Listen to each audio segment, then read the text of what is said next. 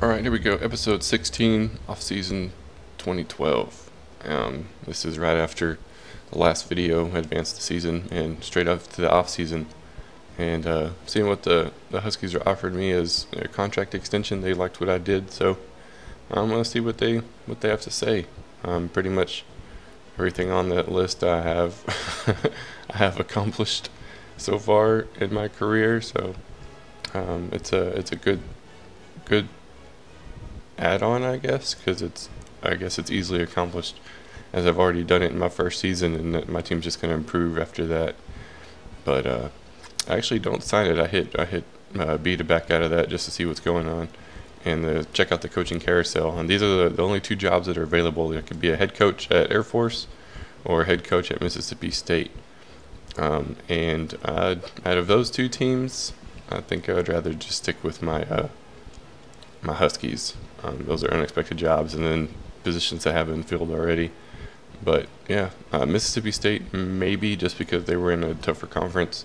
That way I could get my national title chances up there pretty good. Being in a harder conference, playing against harder teams. But I'm gonna stick with the Huskies at the end of this season. I think next year my contract's gonna end anyways.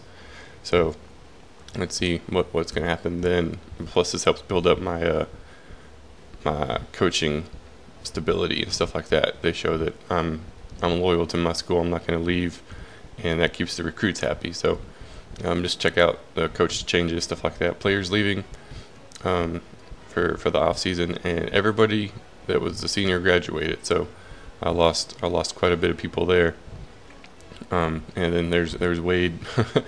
He was only a 75 overall, man. He was up for the Heisman. So yeah, there he is, All-American. He got All-American at the end of the season, so I'm gonna miss that guy, but maybe I'll get somebody coming in after that. So yeah, my job security is 100%. They like me. They like me a lot, and I'm just gonna advance on, man. And I didn't have to worry about keeping anybody, or like people transferring or people going pro or something like that. So I guess I did a pretty good job coaching.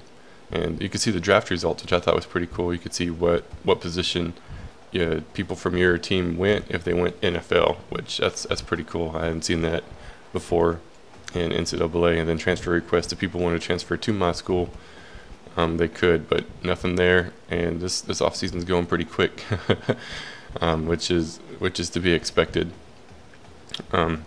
With a lower ranked team, like if I was like Texas or USC or Oregon or something like that, where they're top tier conference and a top tier team, they're kind of like playing for the national title all the time, or the ability to play for the national title all the time. Then that makes it a little bit more different. But that's pretty much what the standing is on that. But this is my recruiting. I actually got a running back. He committed like right off the bat, man.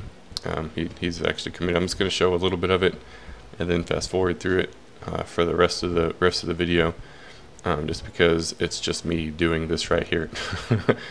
Select the interest and then schedule a visit if they want to visit, something like that. So it's nothing major, nothing really exciting to see. It's just kind of repetitive, boring nonsense in my opinion. So I'll just show a little bit of it and then advance after that. Maybe you get the gist of what the offseason looks like in NCAA 13. I hadn't done it yet.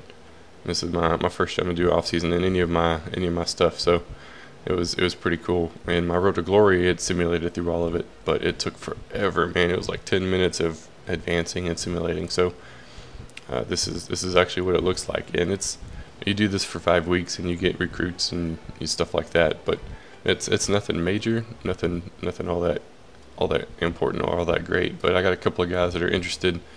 I got a soft commit wide receiver. I actually didn't want that guy. It was the computer put him on my board. That was before I changed my settings. I hate when the computer does that. They add people to my board.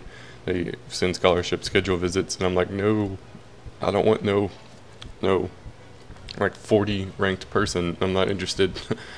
I want a guy that's gonna be pretty good. Like some of my other dynasties, I've changed how I've done it, and next season you will see how I've advanced my recruiting and stuff like that. I don't know if it's going to work very well because most of it's the online Dynasty, so I haven't had a chance to see more than like 2 games worth. I haven't got a chance to play a full season to see if it actually makes a difference or not. But I'm interested to see how it works, and if you guys like it, stuff like that. But I go for pretty much anybody that's under 70 for the most part. I'm not interested in, or at least a 65, just because I want to get some of the top tier guys. And I did follow the rules or the advice of the guy that posted on the first video that said go after some of the JUCO players, which I've always avoided just because I don't want to get them because they're like a sophomore or junior already, and I don't want to have them for a couple of years and then lose them, or a year and then lose them. I think that's kind of ridiculous. But I followed that advice, and some of those guys are like a 3-star player, but they're ranked their rating is like a 78 or something like that. So it's one of those, especially for these lower ranked teams, having something like that would impact your team tremendously, even if it's only for a year or two. But it's still a huge advantage for these teams that are hard to get players to come in because what they want, like the power conference or the something like that, or play for the national title, or always be on TV. And it's hard to do with some of these other teams. But yeah, like right there, I got two guards committed, and some of those guys were like outstanding. They were like you can have a bust or a gem like that guy, where they increase significantly over what they were originally rated, or they decrease significantly over what they were originally rated. So that wide receiver earlier, I actually wasn't interested in because he was a bust, and I didn't want to get him. I tried to avoid contacting him at all costs, but that's just how it works sometimes. But I go for the gems. I was really happy with these guys. I want to improve my offensive line and my defensive line, just because I get sacked a lot. I don't know if y'all noticed it throughout the season or not, but I get sacked pretty much like every drive, at the very least once every drive.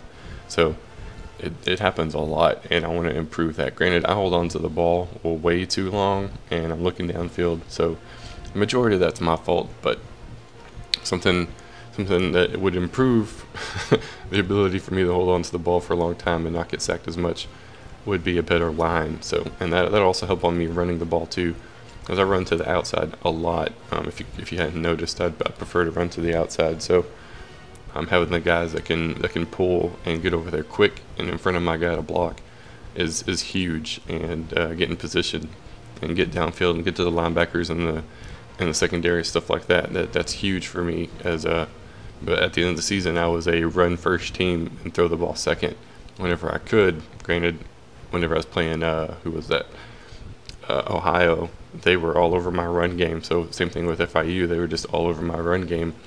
But I busted a couple of big ones and turned the tides on them. But I have to throw sometimes too. So I'm kind of learning the recruiting, because it's changed a little bit since the last time I played the game consistently. But this is pretty much every game. And a couple of episodes back, I had a guy request to show the stats and stuff like that. And I think I'm going to comment on there and tell him, I told him I had already recorded it, and I had, because I had a tournament that weekend, so I couldn't do it. And then I have plans this weekend, so I have to record all these videos before the weekend. And what I'm probably going to do is show like highlights, essentially, like just a quick short episode, maybe 10 minutes or so, of my recruiting, what's going on with that. Just go through the list, see who's interested, who's not, and stats for my team, like passing yards, passing touchdowns, receiving, rushing, stuff like that. And any player of the week nominations that my guys have got, or towards the end of the season, if they get like awards, like up for the Heisman or something like that, I'll show that too. Do that like every 3 or 4 games. I think that'd be pretty neat, just to keep you guys up to date on my team and what's going on, or injuries other than game time injuries. So I think I'm gonna do that next season. I might take a little bit of time off, but I'm gonna kick off the next season here pretty quick and get it going. That way you guys got something to watch and keep you guys entertained. Like I said, I've got Minecraft. I'm thinking about doing a little bit of that. My buddies have requested to do a little bit of Minecraft stuff like that, but I'll probably be on the PC just because I enjoy it and stuff like that. But that's pretty much going to be it. Advancing the first week, and it's another 5 weeks of the same thing. So it's pretty much going to be it for this video. I hope you guys enjoyed, and I'll see. I hope I hope to see you guys in season 2. It should be starting here pretty quick. But that's all for now. See you guys later.